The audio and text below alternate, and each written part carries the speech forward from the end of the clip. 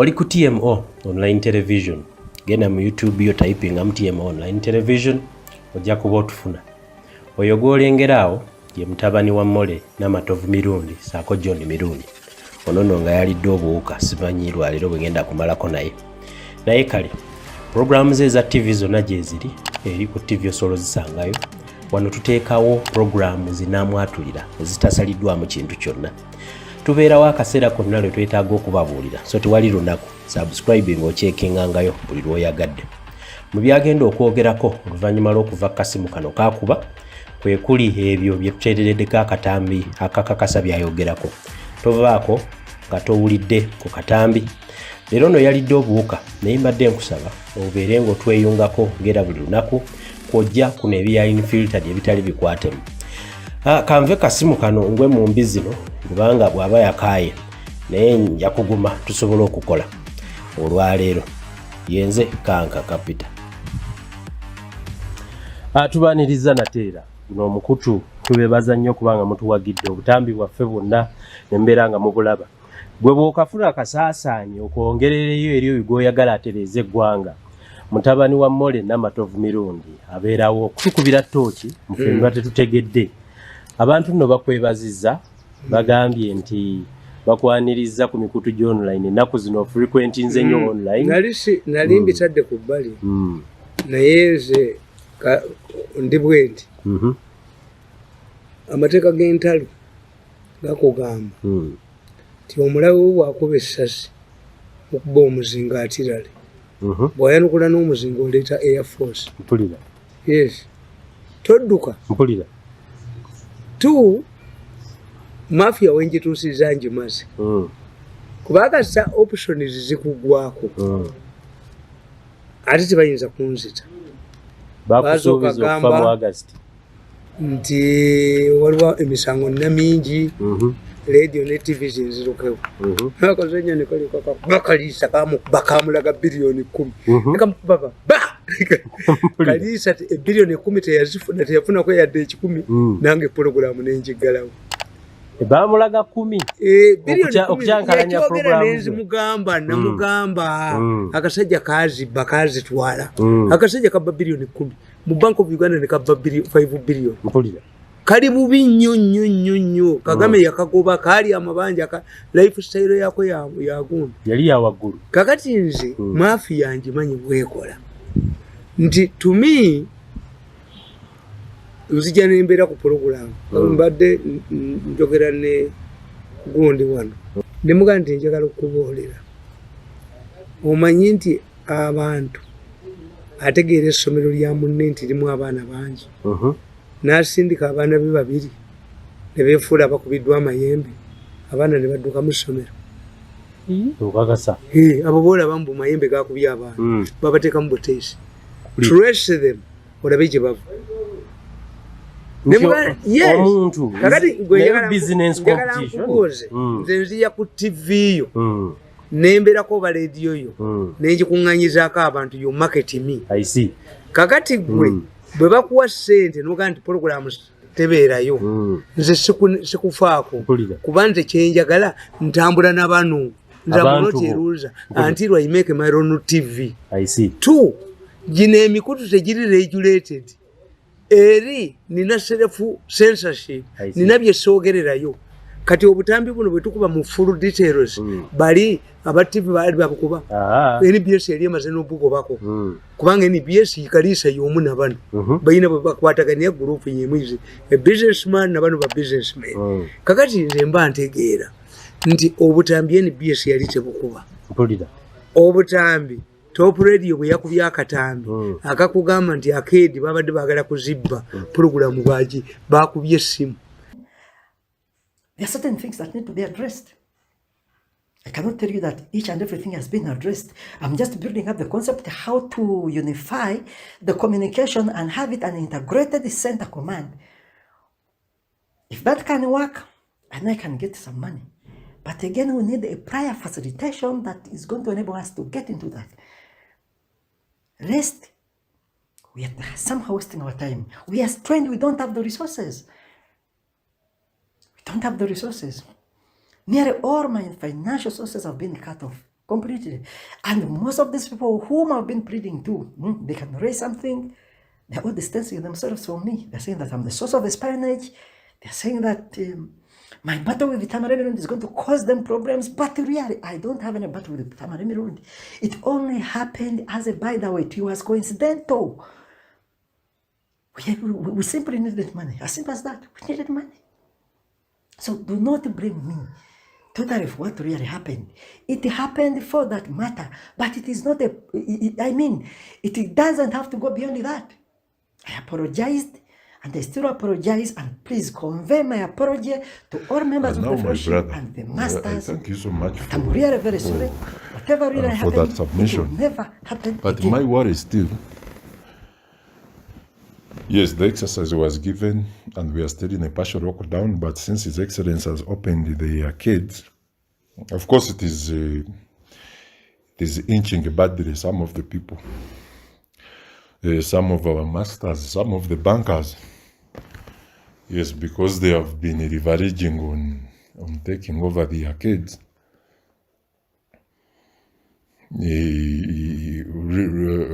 basing on loan defaulting, something which has really not happened. I know this gentleman, Mirundi, who has been spying nearly everywhere. I think he's the one who sent that note to His Excellency. And the clip, I think, also did the same service. But anyhow, that really happens. I'm sorry for the situation, but it also will not make much sense to start and to try to bring in the so-called Kavuyo, where these borders try to use chains.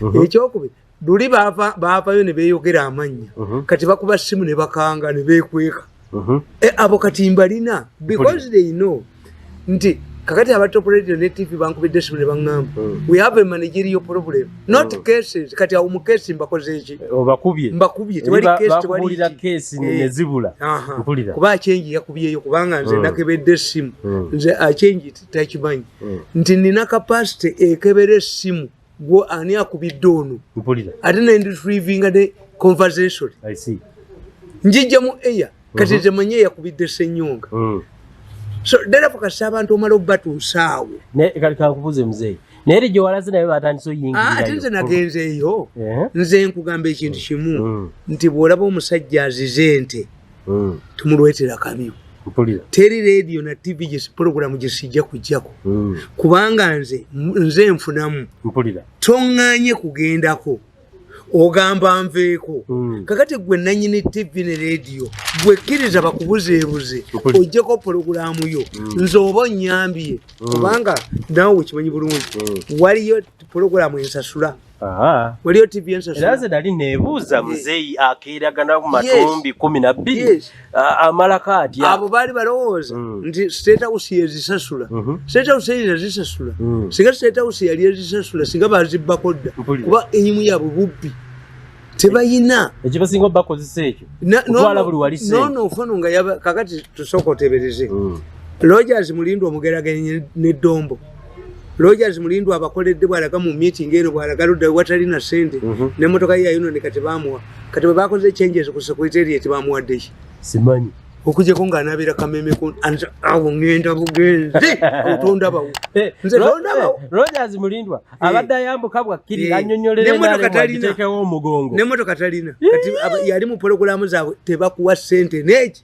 enale mutalina sente zega bakola pologulamu zeezo okujjako akalu bwe katuuka ne bazeeteerawo olwo ne batuma abaabwe be banaazibbiramu this is when you see nti the regular panelists bajjibwawo olwofono ono omutwe ogulinkuba omugaati oyo lwajja n'Ntweyappusi bajje balye kambuuze bwoba ogerera mu kiseera agapente zinatuuka tofuna kasita ekiseera kituuka nga sente zifulumye gwe ng'ofuluma nga katandika okujja nono alina omugaati oyo alina omutwe ogumulinga omugaati babutambula bwemu where Mayombo was not a conman no Mayombo was not a thief you were thieves you were conmen don't compare yourselves to Mayombo kakati ekyenaalemu ekimanyi kakati nze nteekamu sente zange nteekamu amafuta gange gwaloza nti emotoka ya gavumenti ebeeramu amafuta regularly olina okugenda buli lunaku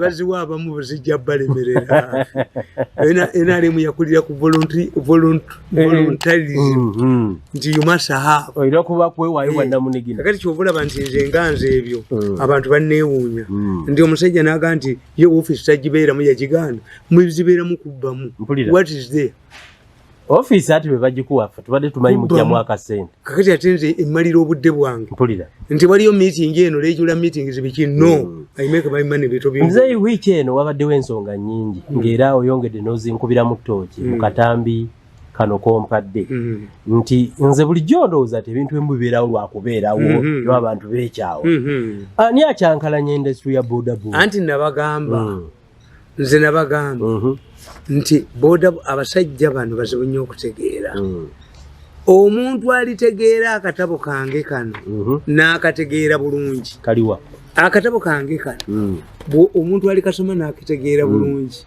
kano nti how mafia manipulates Museveni and the population. I see. Bamafia bazanya batya Museveni n'atabategeera. Nakugamba, unlike other mafia groups, the Ugandan mafia captured all key institutions of government except the army.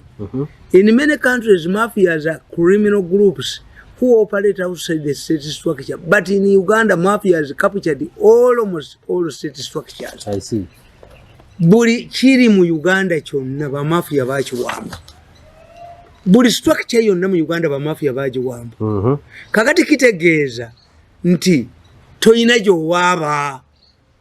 Kambuuze institution yezo bagenda ziwamba batandika batyo ziwamba because abantu bakyuka Museveni bw'alonda abantu nakyogera nti President Museveni alinga abavubuka b'oku kyalo abagenda ne bawasa abakyala baabwe nga ku kyalo kuliko omusajja omusikuze yetawerekera kwogereza ye bwe baleeta alinda bazze kakati Museveni bamafiya gwe baleeta bamulabira mu vetting we bamuwambira mukasengejja weva Museveni praises buli muntu yenna Museveni gwalonda n'amupraisinga bamafia mwe bayingira kuba yafuuka sikeya kulo mwenna mumuti except me nze sibatya mpulira mzee tolowooza nti na appointing authority twali muggyeko obuyinza obumu bw'appointing abantu wabaawo obukiiko obulala obukikola kakati gwe nkugambye nkuwadde example nti omusajja oli ye kyakola akwana bimuleese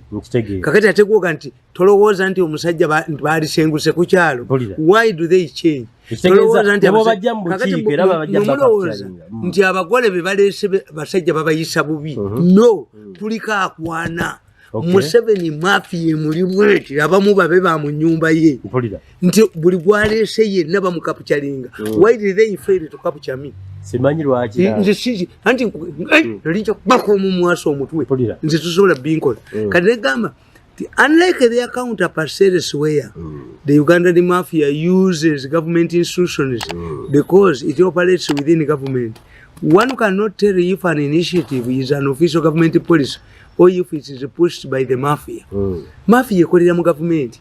Katoyinza kutegeera oba police oba ki oba tosobola kumanya kivuddewa kakati gwe bw'oba kigenge kyankuba bukulu ng'owagira ekintu nze siwagira ekya mafia nkimanya n'ekya Museveni nkimanya kigenge kyankuba bukulu yatya anti tozaalibwa nakyo kyekintu ekiyingiramu ng'oli mukulu Abaganda tumuyita ekigenge kyankuba bukulu ayogera mu butono mulowooza nayina ebigenge byankuba bukulu kati nze mmanyi nasoma mafia eno sijja gireka waggulu mafia bayina ojjukubano bagitte oba badduke the mafias have two alternatives to lie like an envelope and protect what they have looted but they have been exposed abantu bajja bakuba babatte we shall be worse than Rwanda genocide okujoga ko bajoza abantu bebabagoba ku mirimo okolaki mazima gennyini natunudde omusajja dati wano nja kufa naye omusajja bamuyita Katumba ali ku polisi y'Ekibuye mubbi yagwata fuzo y'omusajja sajja yabagamba nti bannaye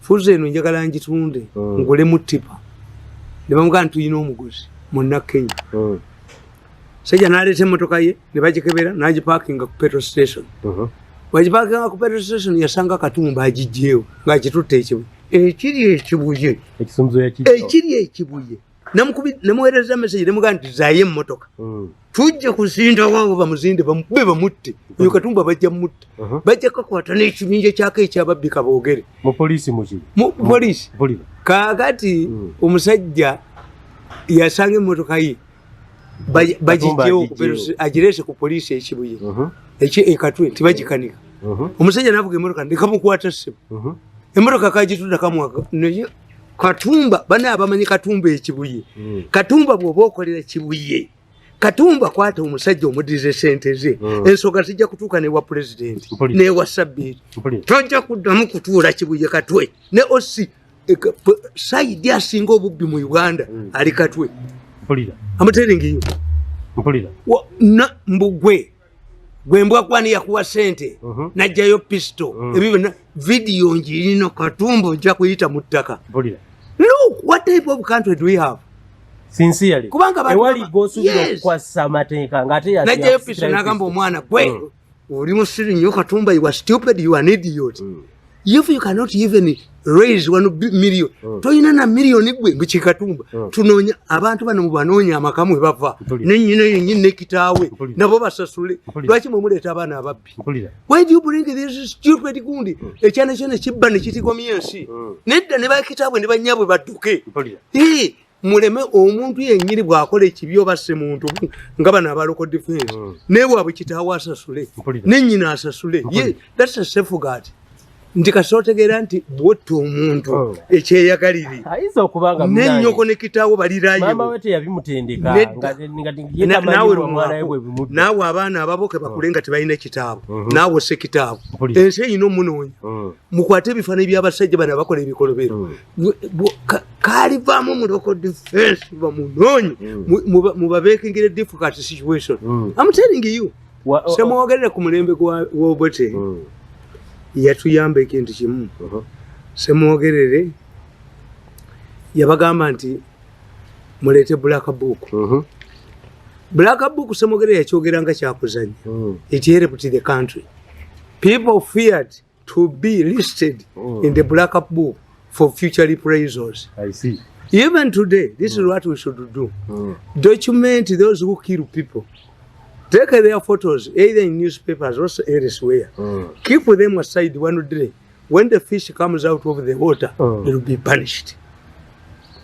I'm telling you.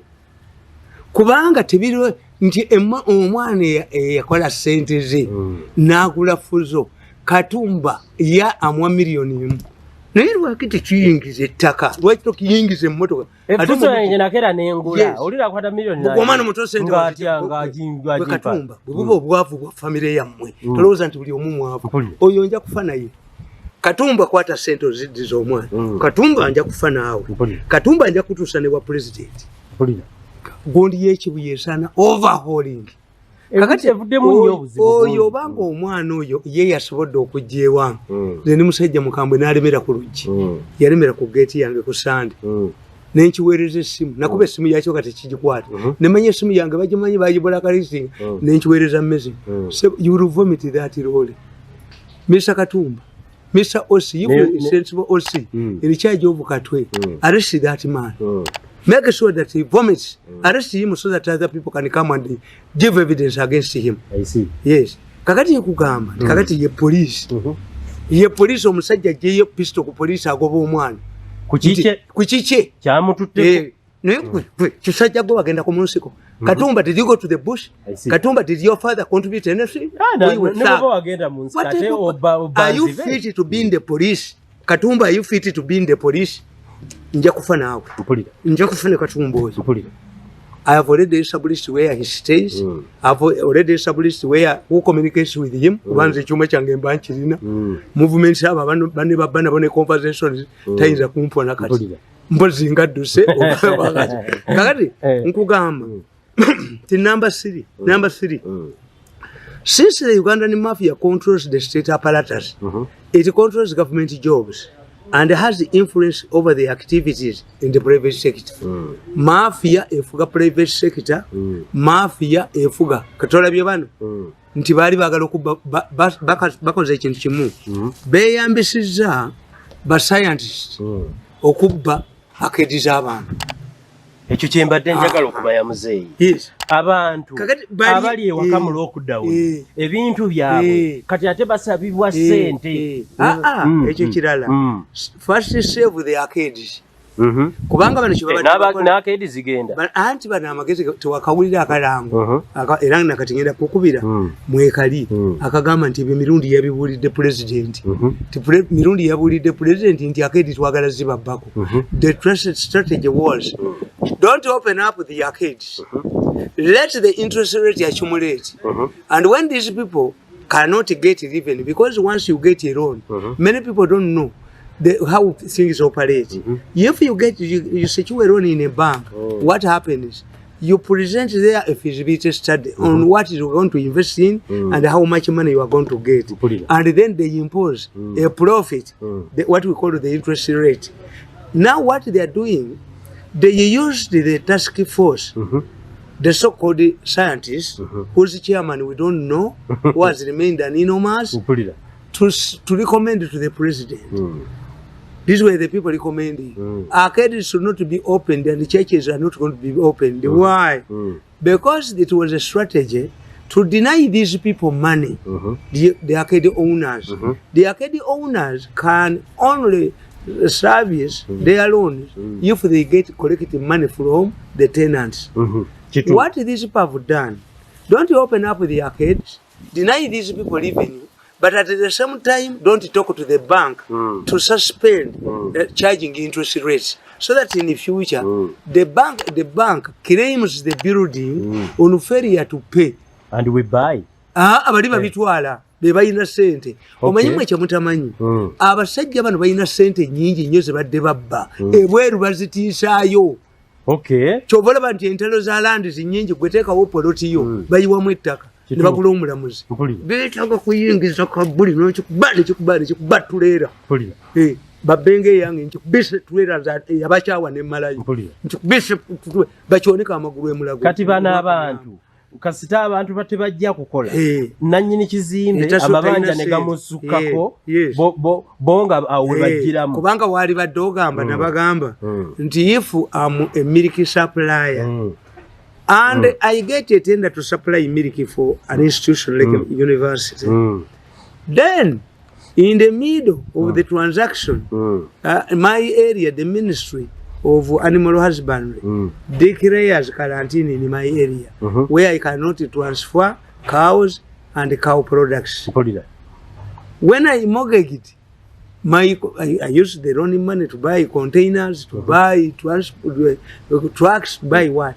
So during the time of quarantine I cannot supply milk. Exactly. Does it mean that the bank can come and confiscate my properties? Kati ate kyekiri kuba ebizimbe kubanga ab'ebizimbe amawulire sibye gakuba amawulire gali paati y'abano naye nze amalowoleza nnyo President Museveni ekyo nalirowoozeza yakitegedde okuwa directive ku this is bantu the reason why I change ranga the gold Pastor Senyonga I see namugamba nti agoya naye takomawo so si ya Museveni. These are idiots. Why do you think that I'm the source of Museveni's information?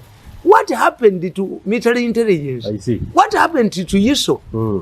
What happened? Probably waliwo ababalinnyeko bayinza okubanga bambi bakola naye nga oli abalinnyeko nabalema nategeera wiki nze bwe mba nakuba ekitongole ntegeera weaknesses zaakyo bwe mba nakuba Mengo ntegeera weaknesses gye nti you people you had blocked information from reaching the president, which means anybody who gives Museveni contrary information is seen as a liberator. I see. Chitu. Museveni waba tajifuna information. You made Mirundi, and you don't know how to handle Mirundi kubanga buli muntu yenna babadde bakula mugule kati omutola bamu towulidde kagunda ko kateeke ko kakobe towulidde bagamba nti owa capital gundi bagiyita kapitaani radio ono kubakwatidde gundi bamukute ne bamusiba balagidde akulo n'amusiba ono abadde ku online newspaper baba bayita bakapitaani. We are complaining about him. Yawandika report kuleya president najijjako bukolokola kamwende nekaga this was sanitized akulu yamukutte oyu mwana muvumirira akulu kondemu akulu widely even where he was supposed to get an ambassadorial job tumubeni jabadala kama wanga gamugana if she can be used to arrest a journalist we should expose akulu, expose her, condemn her, and make sure that she does not even get this appointment of an ambassador. Ubana yaina aba mukozese mabega pressure imusukako nabiranga yekifana. This is the Ugandan media controls the state apparatus. It controls government jobs. Those who want to get jobs are humiliated. Nti nze Mirundi, who has been a spokesperson for the president for 14 years. That was stupid, arrogant. That you give, I want to give Mirundi,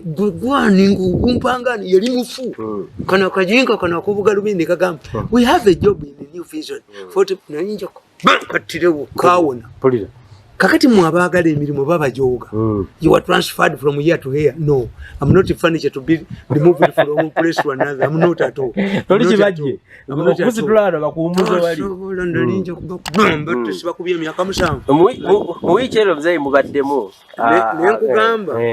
mafia controls both the state private media. The mafia controls both the state and the private media. The Minister for Information, the mafia controls strong institutions like churches and other religious groups. Ugandans don't know how things work and end up supporting the mafia-oriented policies. Mafias design their programs and the policies on the needs of society, especially the poor. A poor person is made biwulira nti simanyi mugate mwegate simanyi menga inani simanyi bino byebabiramu abantu. Kakati kwogenda n'owulira nti aladisi yazokukigula okozi kyababbi ogenda n'owulira nti ki bu banka kano kale guaranteed ne banka gundi naki byababbi naye ababirimu bali muki mu government mubalaba naye mbaga nti mafias control traditional institutions emmengo bayitirivu nnyo teboogerwako tulaba mukama totubulya byakulaba mukama tulaba mukama kitegeeza kubba. Mafias use respected institutions, especially the women groups, human rights groups, youth groups and the Law Society. Mafias control public opinion in society and make leaders their stooges. Kakati soko tunulire wano. Olabe media yamu. Nze new vision yenda muganda simusoma. Sisoma new vision. Ono monitor. Ono monitor. Ono monitor. Kakati yaba story. Omanyika na akasajja kekawandika stories mpulira Ntweyappusi Ntweyappusi kafana ne pusi katunule pusi kaleba ne pusi kalinge pusi kafana ne pusi katunule bote pusi yenyine akasajja kano kali very dangerous kati article eno gira kagambani kekajiwandi. This was written by akasajja kano kekawandika story erikani Ganga taxi. Ganga tax linked to people power supporters. Kakati oliya bwekaga akasajja kano kenyini kabadde katayipinga ku computer nga mbireeta ewange bibeera yumbisika story eno yakolira police has linked police who ani ayogedde police has linked the targeting of government vehicles with the petrol bombs and metallic objects to supporters of the people power. Kano kenyini kana kasajja kekawandisa story nekasanga basiru bani wakaba monitor story zisingo mungi ziri written by akasajja kano ziba misiridi tetujja kusoma bintu bino bya basiru akasajja nekawandika story z'obusiru nekateka mu sagala bana bange basome bintu bya basiru kiki ekisiza okunyiza muzeeyi mu story eyo? Story zaabwe zonna za busiru bw'osoma story za Monitor neza New Vision ez'obuzaavu akasajja kawandiise nga kagamba nti abakuba amayinja abakuba ennyondo abakuba ki nti ba people power mu Katambi ako ani agamba ani ali mu lutalo lwa bodaboda muwulira tomuwulira mwali si yalimu nga ne banne bamunenya kituufu kakati how can a newspaper mislead the country how can a newspaper mislead the country people power is not people power these are mafias who invested heavily in boda who want to intimidate Museveni. I see. Actually, I have to tell you that I'm directionless. I'm very directionless. I really need to see that if we don't have a ground right now, we can create our own platform. And that platform can really help us to see us move. Look at all the projects just deliberately left asleep. We have a joint company. How are we going to face off with these bodas? Most of these boda guys. When you look at UGANDANS, we had over 1,000 clients who are still repaying their debts. Now for more than 3 months, we are earning totally nothing. Because remember, it was on the 26th that marked the 3rd month. So we also have a lot of debts. And remember, all the projects that are fallen flat, we're supposed to raise that money. So if the NBS failed completely, like I'm certainly very sure that it failed this money. That's what I can say. Actually, even Carissa doesn't want to talk to me. We really needed this money. Look at our suppliers. They needed a lot. They really needed their money in time. You could not explain there's a local down here and people are not paying. We had bilateral agreements and more so the banking agreements, and their banks are pressing them. We are also getting pressed by them, and we cannot press the bodas to pay because they really don't have money. Literally, there is totally no money. So even when we try to pray to His Excellency, there is nothing we do. Look at what our masters were doing. You try to tell them that we need this amount of money. We have to settle this and that. They turned a deaf ear. So whatever the mistakes that came, of course I regret, because I did not hit any of the targets. Actually, it was a total misfire. But His Excellency too has a problem. He did not look into this.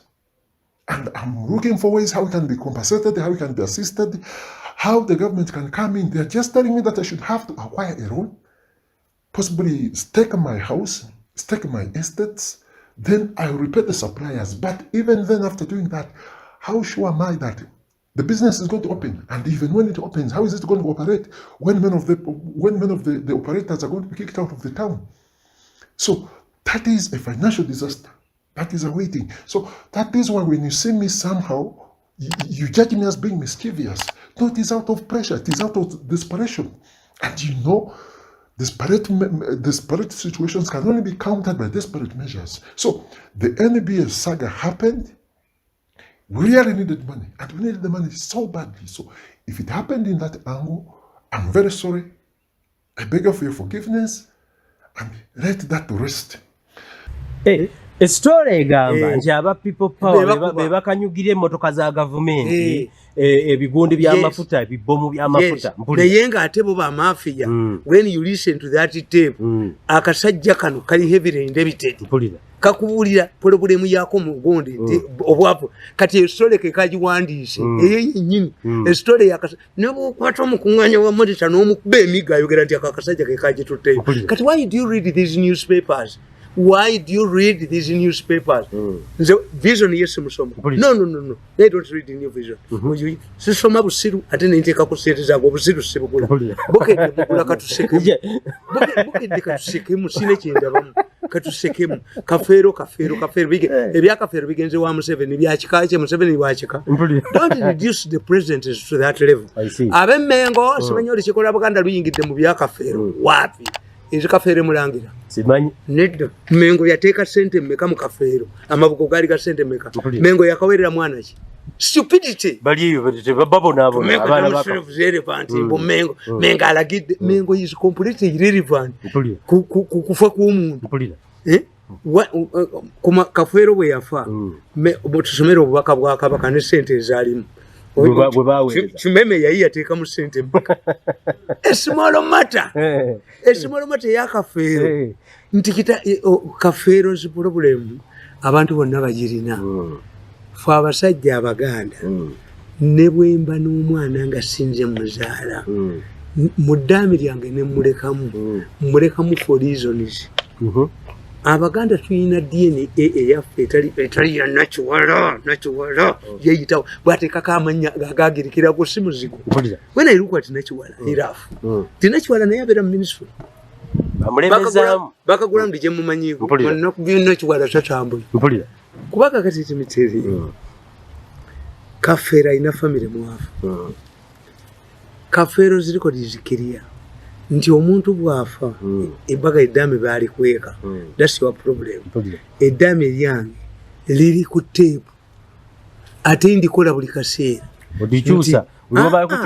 abaana abeegindi waabwe era ebbaluwa nengiwandiika teri wa muntu mulala no bo bennyini ebyabwe mbibawadde wendi nti ekyengera waabagundi ne gundi openire kakati kyagala ombuula ebyange bali bitwala batya kakati bakafeero abo kafeero yakola sente era yakola nnyo naye teyalina ba advisors talina si kafeero yekka n'abaana bazimula mugwanya bwe yali afa yateekawo batrustees abayitirivu ennyo baabibba waliwo semwange e Masaka naye baabibba kuba you are dead abantu bajja ku kitanda okulaba why tewayo omusajja bw'anaawona aliŋŋamba ki naye bw'omala okufa abantu tebajja kakati aziriza ti ekyakafeero baagala oyo omusajja naganga anoonya kujjayo kafeero atundewo ekiri mu kuziikulayo kafeero oli ayagala omulambo agwerewo yatundewo kubanga mwe kyemutamanyi why did Kasirye Gwanga want okumuziika mu isolation area omuziike mu nsiko Kasirye yategeera talina wuwe talese enju Kasirye Gwanga was only flamboyant but he was a poor man. Kasirye Gwanga ne bali tebanagenda kumuziika president had directed the military to construct a house for him yali anoonyeza baana be bato we balibeera Mukabeni n'asalawo bamuziike wano ku Lubaga ewali ennyumba ya ng'agamba ti omwana ne bw'alitunda buli kantu konna kubanga at that time abantu tebaagulanga wali malaalo but the influx of Baganda they are not scared about them. Others don't have this practice ebyemizimu ebyaki tebiriiyo no tebiriiyo kakati okuziika kukulaga nti kafeero omuziika eyo yalowooza nti when I'm buried here I will protect it. Kakati njagala okubuulira nti okola DNA ekikwetaagisa kuziikulayo omufu lwaje anti famire ye okujjako ng'ogamba ate waliwo abo kafeero bw'aba alina famire mwava famire yo yeekola yeeramula how many people have been exhumed ogenda mu family ne mubaako gwe mujjako sample living one yes mufo ky'okumuziikula naye oli akimanyi oyo naganga simanyi naganga he knows halo kale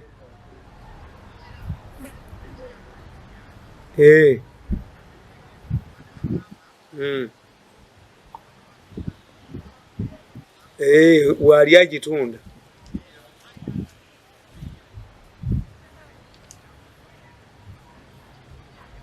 kale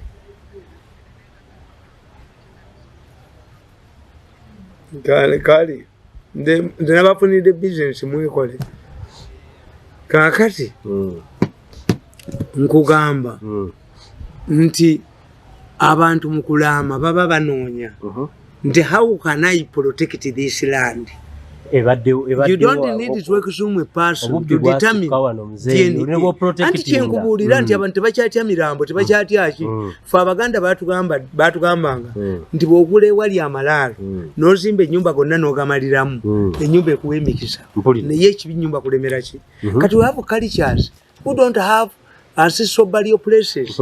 They don't value the dead. Bagjayo amagumba bagasimayo ne bakola ki abamu bayirese enkola mutuga zikula kiro nti bajja n'amalaalo yatunzeewo because Kampala mbagande Kampala is not a capital city. Abempologoma mubaziika mulimu ekijja ky'abempologoma. This is a village. Yes, this is a village. But unless you solve that issue, nti Kampala is a city temukyaziikamu temukyakolamu ki ate tebasobola byogera bati the planners. Kakati ekyo kyenkugamba nti bamafia olaba omuvubuka ono yeyambisizza monitor story yazeewandiikira ekyembadde njagala okumanya ekyo muzeeyi implicating aba people power bakwata ab'obwereere agamba police who kasajja gwe n'entweyo tell us buli monitor buli waga government ng'omanya bya bulimba polisi mulimu nti polisi erina gwe yakutte ye n'akakasa nti ye wa people power bya bulimba kana akasajja kamu kennyini kakube ku teepu kuba akasajja ako ku teepu ensi ekategeera you man don't implicate people power you are the one who is doing all of this because you are heavily indebted. I see. This is why you went to Kalisa and lured him into a trap. You wanted 10 billion. I see. You stole money from Bank of Uganda. The Kaboy is very disparate. I see. Don't implicate. I continue hitting at you. So otegera abantu bakunenya bagamba tamale go balemezaako mafiya oyo baga gwe wekka mu ggwanga lina ayina eddogo erisobola obbakirawo mafiya naye alabika mulongo okusinga akulemeddewo ate tokawulire bwekalajana kakube nga kalajana nti ndi mulogo nkali bubi. Yes, ne bwe mba nkuli bubi. Why did you attack me? I see. Kubanga nze kyembagamba nti abantu ba Uganda bannange sibanenya nti kakati ne Bobby Wine bamukubiyeko story eno ti people power kati yo police egenda kutandika kunoonya abaana ba people power obusajja naye kajja kufa bubi bajja kubatta abaana kubanga bajja ne bayinvestinga mu gundi ne basiba kitatta kali vero zira kasajja gojja kujja kwata ettaka kubanga bukozesa fitina kitata yakubya abaana kitata yakoze we kitata who active for you kwe kana Museveni unge nga akasajja kano ke ka investism akasajja kabye Rwanda akasajja kano kitavwa ko yateeka kimu lutalo akasajja kaduke akasajja abantu bakavunjisenga sente akasajja kayitidde obujozi bwako n'olutwe lwako ne basiba kitata kubwerere nedda kitata aveyo akasajja kano kanoonyezebwe kayingire ettaka ne banne waako loni zalina mu boda ezimuleetedde yes tomuli bwayogera nti amu disparate nalimba ne Kalisa you needed the money nange ne Kalisa baba Kalisa talidda mu kunkola mu sente Kalisa namu talidda mu kunkola mu sente ze yankola mu zamala kamufere million ye Kalisa namutulya bwati ali mu ntebe atandise no zibala ekyo zikolera ne muganti kwa bilioni 10 zoyogerako nga nzimanyi nga yegira ati mu ntebe ne kamukuba baba kamukuba ne kamuyigiriza Kampala wentungamo baba yaja Kampala bamuyigiriza kivuga so you see at times I lose my temper but how can you mislead? Use a government a newspaper, a credible newspaper that would be respected. The article was written by this man, this command. Nkubulira ne bwoba yolo. Nyizo kunga abantu ne bazira monitor. Because a newspaper monitor ndumuzira. We need credible newspapers. I see. This story was written by this command. I see. Implicating people power. It's not people power. You scare people until bakola bino. Enanga. Arrest this fool. Because what is important, somebody can deny that this is his voice. But what is discussed? They discuss, for me I don't mind. Whether the voice belongs to who, that is another day. I'm not a voice expert. I see. What I tell you is it different from what is happening on the ground. Ebyogerwako mbutambi buno birabika kugutta ku ground mpulira. So this is the danger. Bwe tolowooza nti nno institutions zamwe zonna ze mutaddewo okulwanyisa obubbi nfu mbadde ntunuulira IG Jona aliko agenda okufuluma ekisanja kye kiweddeko osobola okumbulira ki kyakoze mu kaseera kemutaddewo anti was infiltrated kyenkugambye muli agonja alina kyakoze okulwanyisa obubbi mu ne banne bonna nakugamba nti mu katabo kange kano kalaba Kampala is it for money or the better nabano beyataddemu bajjagwa beyataddemu Museveni alina okuyiga enkola eri bweti Kampala alina nannyini ye musajja mukulu ye meya wa Kampala kuba Kampala what you don't know Kampala is very unique Kampala sente ze zimusasulwa okuva mu government coffers directly kuba ali wansi wa president's office the Ugandans through the Constituent Assembly entrusted the authority to govern Kampala to the president of Uganda. Ekitegeeza Lukwago mugamba nti Lukwago aga nti musiraamu naye tayagala kuyingira muzikiti nga jemu ngatto. Lukwago is a proper work of Museveni mupakasi kabisa. Kakati Kampala ayina tender board kubanga maleta ayina ne district musajja mukulu yeje kubana najeteeka wali ani meya wa Kampala atali mulongo is no demand oli musajja mukulu meya wa Kampala musajja mukulu atali mulongo is no demand amanya agajjawa do you know that plot expire in Kampala every day ezalize zikula millions za dollars nya ngobuli Lukwago yali azikuteko millions za dollars nya tender board do you know the suppliers of Kampala simanyi umanyi oluguudo kilomita y'oluguudo mu Kampala bwekola naye olunaku lumu baliyo people bajja kulabira olabye bwadduka omusajja omukulu ng'atema olunaku olwo muzeeyi ndulinze tuliyita lwayiribya mu byobufuzi tuliyita yiribyadde is when the public venge comes up to vent their anger on those who have violated their rights. Leo kulinda olunaku olwo lwaki institutions zammwe temuze empoweringa nezikwata ku videos because kakati tubadde naye jijji naye ng'akola ki andi nkugamba tikakati nze nawandika ku Musisi naye nkugamba nti weni Jennifer Musisi was appointed the KCC executive director. She enjoyed a lot of goodwill from the people. This is attributable to the fact that she was unknown. People's expectations were high, thinking that she would be above of the old strangles and the chronic receives. But just after a few months in office, her true character has already manifested. She is vulnerable to undermine. And this could be because of her mosaic image and the fact that she had the backing of the president. Ironically, it's these two important attributes that have made her an easy target of the thieves. They, the thieves, wrongly believe that with the open support from the president, this would scare off any criticism against her. They jumped on her, thinking that they had acquired diplomatic immunity. They expected that any criticism of Musisi would attract the wrath of the president. This was a very big mistake. Nakalima nalwoyiso abo Museveni bebamukuba kubanga mwe mugenda ne mutya akagaba that man abuse ne kampo ne chenkakoze kasajja gwe chenkukoze chovola banda bulono oyo njamufulumya obusanga talina bya kulya kudodo oyo womuntu oyo ayina kitawe ne nyina bagamba nti omusajja omwana wa mumubulirize njamufulumya obusanga talina lya kudodo oyo ne yekubesasa buwoteri bwabo kumeko omuliro zenkubulidde kakati kyenkugamba ekyo nti you see what this matter is serious.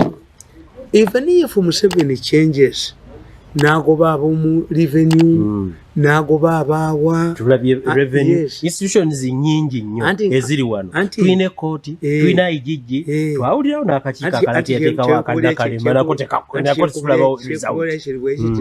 President Museveni yagenda n'alaba institution y'efudde mu kifo kyo gitiise mantolinga n'aleetawo endala naye kakati kyenkakasa pulezidenti akitegedde nti abantu be okumanya abasajja bano bazibu okimanyi nti mu state council waliwo ababadde bagenza okubbamu nga pulezidenti amaze okubuulira department yegizi bonna temukkiriza kubawa sente abasajja babadde bagenza okulumba executive director bagenza okulaba nga balina bannaabwe be bamanyi abambadde leeya be babasooseeyo abasajja omubbi yadduse naye bannaabwe mu Katambi bagamba nti era bagenza okubba nti bano tebakuta ndiga bamaze okitegeera nti omusajja munyiivu kakube kwekali nga babbi bannaabwe mu meeting bagamba nti abasajja n'olwaleero babadde bagenza okubba ssente mu KCC.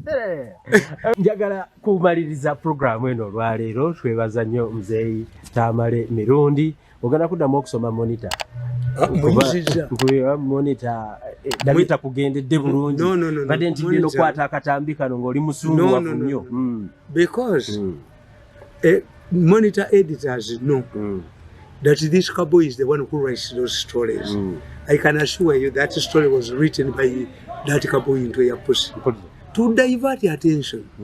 Why do you say that those who are attacking our vehicles are from people power? Let people power boycott monitor. Mumuzire olupapula olwo abasajja babaddemu amagezi. Nange kyawandika mugundi yakyo mu bwakatundu. Mirundi yakobeddwa ku mpewo uweya yakobeddwa ku NBS genda Uganda interview kaliso bayango bayi naye ekyo ekisajja ekikatuni kya monitor is a person with abnormality bali balina kuba balongo kati ye na developing naafuna munne namubuliramu oyo hearing and seeing system ye eri ku batokisi kubanga kati ye amala genda mu toilet nalyo kategeera some cartoonist nalabanga mugundi mu nation mad ng'atambula ne gundi we very intelligent people kitaddewo ogutwe gwakyo kakati byongedde ne biwande ate buli story enfuje munawandika I will expose money every story that cowboy writes vision gwesisoma vision yesimusoma I cannot waste my coin on vision like simusoma oyo ye tumwagaliza Katonda tubeerewo ku lunaku lwayiribya tumukwata abantu bayonoonye ne kulubya abaganda bakubye nayonoona abamawanga mala bakubye nayonoona yakuba muleya yakuba buli wamu wonna Allah ali muwa abantu n'amugabulanga pirawo olunaku lumu kabusenga Allah ali mugabulanga pirawo. Tumaliriza programu y'olunaku olwaleero mwebale mwongere okusaasaanya obutambi bw'abamafiya buno tusobole okubeera nga ensonga zino tuzikwatako. Twebaza nnyo era mbweraba.